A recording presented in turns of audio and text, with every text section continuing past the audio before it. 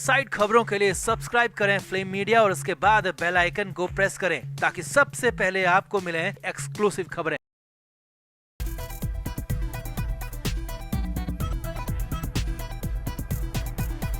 मुंबई से संजय राउत को लेकर सबसे बड़ी खबर आ रही है। संजय राउत को लेकर सबसे बड़ा खुलासा हुआ है। जी हां, संजय राउत ना तो शिवसेना के राज्यसभा सांसद हैं और ना ही कोई नेता, बल्कि वो भारत के दुश्मन देश चीन के एजेंट हैं जो कि भारत में रहकर भारत के खिलाफ देशद्रोह कर रहे हैं, राजद्रोह कर रहे हैं। और संजय राउत को तुरंत गिरफ्तार कर देशद्रोह की धारा लगाकर कार्रवाई की जाएगी। ये सारा का सारा दावा, सारा का सारा बात कही है कर्नाटक के सीएम बसवराज बोम्मई ने। जी हां, इस खुलासे के लिए, इस दावे के लिए सबूत भी पेश किए। तो क्या वाकई में संजय राउत चाइना के एजेंट हैं? क्या वो देश के खिलाफ गतिविधियां कर रहे हैं? और आखिर किस सबूत के आधार पर कर्नाटक के मुख्यमंत्री ने इतना बड़ा आरोप लगा दिया, इतना बड़ा दावा कर दिया? आपको सब कुछ बताते हैं। आप भी इस वीडियो को शेयर करें और कमेंट बॉक्स में अपनी राय जरूर दें कि संजय राउत क्या वाकई ऐसा कर सकते हैं। तो महाराष्ट्र और कर्नाटक के बीच हुए सीमा विवाद पर जुबानी जंग तेज है, जहां संजय राउत लगातार बयानबाजी कर रहे थे। कभी कर्नाटक के सीएम तो कभी महाराष्ट्र के सीएम को कोस रहे थे। अब वही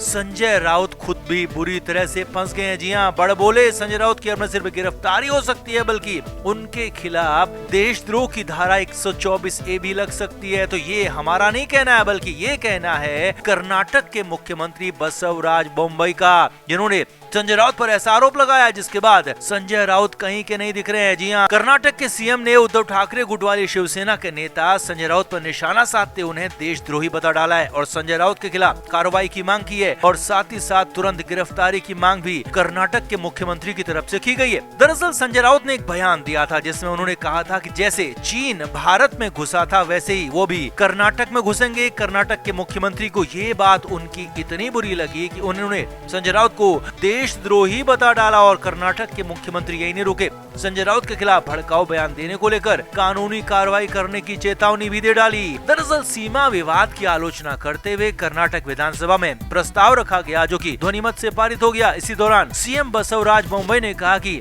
हमें संजय राउत आंख दिखा रहे हैं, वो दरअसल खुद चीन के एजेंट हैं और भारत में अवैध रूप से रह रहे हैं। सीएम बोम्मई ने आगे कहा कि संजय राउत देशद्रोही हैं और जल्द ही केंद्र सरकार को चिट्ठी लिखकर संजय राउत की गिरफ्तारी की मांग करूंगा। ऐसे देशद्रोही को देश में खुलेआम रहने का कोई हक नहीं है। सीएम बोम्मई ने कहा कि हमारे राज्य को लेकर अगर कोई ये कहे कि गैर कानूनी रूप से दूसरे राज्य में घुस जाएगा तो इसका मतलब ये है कि वो हमारे राज्य की कानून व्यवस्था के साथ साथ देश की एकता अखंडता को तबाह करने की बात कह रहा है, सोच रहा है और ऐसा व्यक्ति देशद्रोही ही हो सकता है। जी हाँ, बहुत बड़ी बात यहाँ पर बसवराज बोम्मई ने कह दी। बोम्मई ने आगे कहा संजय राउत को देशद्रोही के अलावा और क्या कहा जाए, इतनी घटिया बातें करने वाले पर हम ध्यान नहीं देंगे। उनकी कौड़ी भर भी कीमत नहीं है। हाँ, अगर वो ऐसे ही बोलते रहे, लोगों के मन में हमारी सरकार के खिलाफ जहर घोलते रहे तो हम उनके खिलाफ कानूनी कार्रवाई के लिए आगे बढ़ेंगे और अगर वो चीन की तरह घुसेंगे तो हम भी उन्हें और उनके जैसे सभी चीन के एजेंटों को भारतीय सैनिकों की तरह जवाब देंगे और खदेड़ कर रख देंगे। यहाँ आपको कर्नाटक के सीएम के इतने बड़े बयान की वजह भी बताते हैं। दरअसल हाल ही में एमवे के विरोध मार्च के दौरान उद्धव ठाकरे और संजय राउत ने महाराष्ट्र की सरकार के साथ ही कर्नाटक की सरकार पर भी कई गंभीर आरोप लगाए थे। जहां उद्धव ठाकरे ने कर्नाटक के सीएम को सीमा विवाद का असली जनक कहा था तो वहीं संजय राउत ने तो हर हद पार कर दी थी। अब संजय राउत ने इस विवाद पर एक कदम आगे बढ़ते हुए कहा था कि उनकी पार्टी के लोग दक्षिण भारत के राज्यों में उसी तरह घुसेंगे जैसे कि चीन भारत सीमा में घुसा था। राउत ने कहा था कि जिस तरह से चीन भारतीय क्षेत्र में घुसा हम वैसा ही कर्नाटक में करेंगे और ऐसा करने के लिए हमें किसी भी परमिशन की जरूरत नहीं है। अब संजय राउत की इतनी तीखी टिप्पणी के बाद कर्नाटक के मुख्यमंत्री पूरी तरह से नाराज हो गए। उन्होंने कर्नाटक विधानसभा के अंदर खड़े होकर ये बयान दिया कि संजय राउत देशद्रोही हैं, चीन के एजेंट हैं। सीएम बोम्मई ने केंद्र सरकार को कहा है कि वो इस मामले में जल्द कार्रवाई करें ताकि देशद्रोही देश में खुलेआम घूमकर नुकसान न पहुंचाए। अब कर्नाटक के मुख्यमंत्री ने संजय राउत के खिलाफ बयान देकर बड़ा बवाल मचा दिया, हंगामा मचा दिया। यहाँ तक कि संजय राउत की गिरफ्तारी की मांग की गई और उनके खिलाफ धारा 124A लगाने तक की मांग कर दी गई है। हालांकि अभी संजय राउत या फिर उनकी पार्टी की तरफ से अभी इस मामले में कोई रिएक्शन या फिर जवाब नहीं आया। वैसे आपको क्या लगता है, कर्नाटक सीएम के आरोपों में कितना दम है? क्या वाकई में संजय राउत चीन के एजेंट हैं और उनके खिलाफ कार्रवाई होनी चाहिए या फिर सीएम बोम्मई का ये बयान सिर्फ गुस्से में निकला है? आपका क्या मानना है? कमेंट बॉक्स में जरूर बताएं, वीडियो को शेयर भी करें।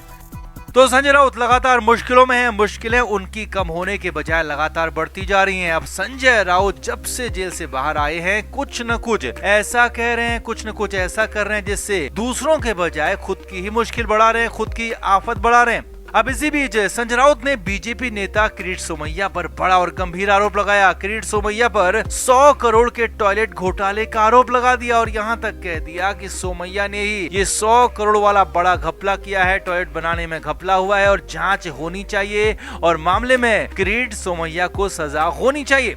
अब इसके बाद तो बवाल मच गया। जी हाँ, बवाल इसलिए नहीं मचा कि राउत ने आरोप लगाया, बल्कि बवाल इसलिए मचा क्योंकि किरीट सोमैया ने जवाब दिया और जो जवाब था वो बहुत ज्यादा तीखा था, अंदरूनी था। राउत के घर तक पहुंच गया, राउत के बेटी के घर तक पहुंच गया। जी हाँ, बेहद ही ज्यादा गंभीर और तीखा जवाब यहाँ पर मिला और इसी से मामले में बवाल बढ़ गया।